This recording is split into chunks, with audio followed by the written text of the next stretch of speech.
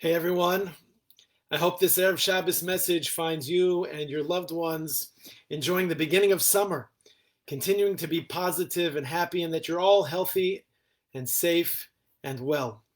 The story told in Parshas Balak is truly extraordinary. Of course, as we all know, Balak, the king of Moab, he teams up with Bilam HaRasha in an attempt to annihilate the Bnei Israel, to annihilate the Jewish people by way of a klala, by way of giving them a curse. The Gemara tells us that Bilam knew the precise moment when HaKadosh Baruch Hu gets angry every day, a moment that he'd hoped to capitalize on by cursing Bnei Israel just at that exact moment. What makes this story extraordinary, though, is not the fact that Bnei Israel, that the Jewish people, were in grave danger. That has happened on numerous occasions throughout our history, and in every case, as in the times of Balak and the time of Bilam, Hashem HaKadosh Baruch Hu has stepped in to rescue us. B'chol dor v'dor omdim aleinu lechaluseinu v'HaKadosh Baruch Hu matzilenu miyadam. But what is unique about the story is the fact that not one single member of Bnei Yisrael knew about the danger that loomed. Not a single person knew about Balak and Bilam's fierce determination going from one location to the next, time and again overlooking the Machane Yisrael in an attempt to curse them, in an attempt to hurt them. Bnei Yisrael went about their usual business. They were reading the Mun, they were davening, they were learning Torah from Moshe Rabbeinu, so on and so forth. Nobody, and I'm saying nobody, had no idea that their very survival was in question. You see, when Amalek, for example, attacked Bnei Yisrael, the people that were there said they were on the battlefield, they were fighting. When different nations, when they threatened the Jewish people in Eretz Yisrael, for example, they were keenly aware of the situation, and they battled along them and against them. But here, the threat was initiated and ended far from the people's view, and they knew nothing about it until Hashem had told Moshe Rabbeinu to record the story in the Torah. And so, of course, the question is then, why would this story need to be told and added at all? What lessons could we possibly have learned from a story that we knew nothing about as it was happening in real time? Why does it matter to us that far away in some distant place there were two evil men, two despots who plotted against us and who were ultimately unsuccessful? So one answer is provided by the Navi Micha in Haftorah for Parshas Balak. The Navi admonishes the people that they have to remember something very important. They have to remember Balak's scheme and how HaKadosh Baruch Hu, how Hashem stepped in to foil it. Lama'an da'as tzidkos Hashem, in order that you know the kindness of Hashem. You see, we too need to know this story, that we can at least begin to understand the extent of Hashem's love and His care for us. We need to know that Hashem protects us from dangers of which we never became aware. There are so many times in our lives when we can see how Hashem stepped in to help us and how He takes care of us.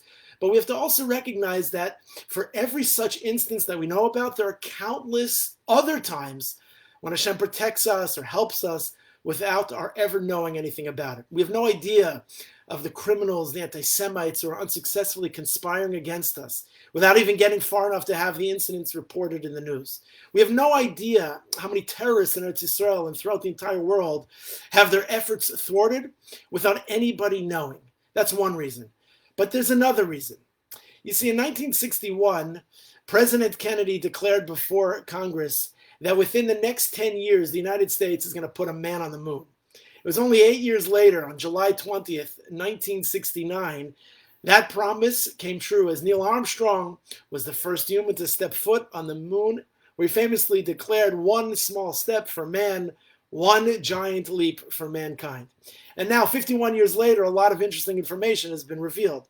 One is, of course, one fascinating data point is that the estimate that the project involved 400,000 engineers and scientists and technicians to build 5.5 million parts. Many of the people you should know involved didn't work directly for NASA. They were private contractors. Many of them were subcontractors who never worked with anything involving aeronautics and certainly nothing to do with space travel.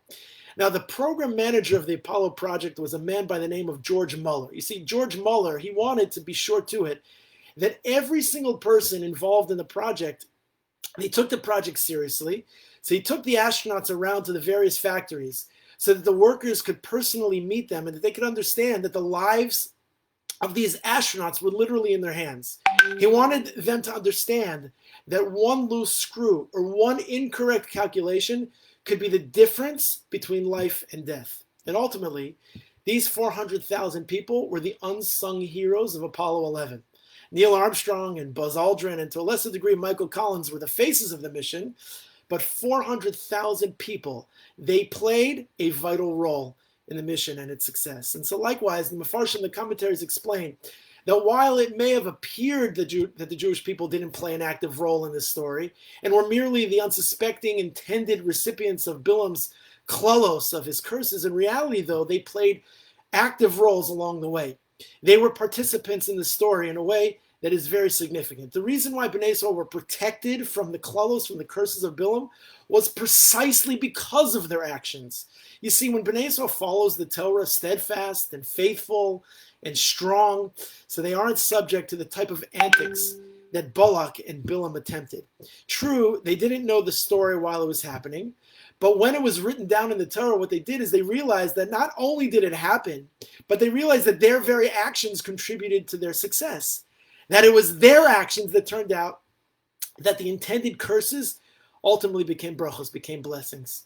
What is that sometimes we often overlook the significance of our actions, small as they may be, and certainly the large ones. And ultimately what we have to do is we have to remember that Hashem knows the important role that everyone plays and will give schar to each person properly.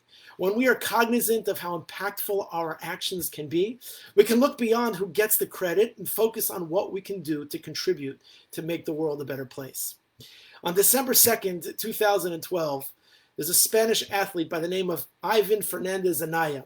He was competing in a cross-country race in Spain. He was running second place, some distance behind the race leader, a fellow by the name of Abel Mutai, bronze medalist in the 3,000-meter steeplechase at from the London Olympics. As they entered into the final turn towards the finish line, he saw something that was unbelievable. He saw that the Kenyan runner, the fellow who was in the lead, the certain winner of the race, he had mistakenly pulled up about 10 meters before the finish. He was thinking that he had already finished and crossed, the finish line. So Fernandez Anaya quickly caught up with him, but instead of exploiting his opponent's mistake to speed past him and to claim an unlikely victory, he stayed behind him, and using gestures and even a slight push against him, he guided the Kenyan runner to the line and let him cross the finish line first. Right after the race, a journalist came up to him and asked him, "Why in the world did you do that? You could have easily won. Why'd you let him win?" So what Ivan replied was a lesson for the ages, a lesson for all of us this Erev Shabbos. He said, "I didn't let him win. He was going to win. I didn't deserve to win, and so I did what I had to do. He was the rightful winner. He created a gap that I couldn't have closed if he hadn't made a mistake. As soon as I saw he was stopping, I knew that I wasn't going to pass him. And besides, what would have been the merit of my victory had I not shown better judgment and actually ultimately had passed him? What would be the honor of that medal? But more importantly, and here's the line, what would my mother think of that?" What a powerful lesson of living with values, of living with integrity, of living with ethics of the highest order. Let's likewise remember that what we do, what we say, how we contribute, and how we check ourselves into the game of life and as part of the narrative of the Jewish story and for the betterment of the world around us, it all truly matters and it all truly makes a difference. From my family to yours, I want to wish each and every one of you a peaceful, a positive, and a most joyous Shabbos Kodesh, and let's live up to the potential that we all have, that we know we can all contribute in a most meaningful way.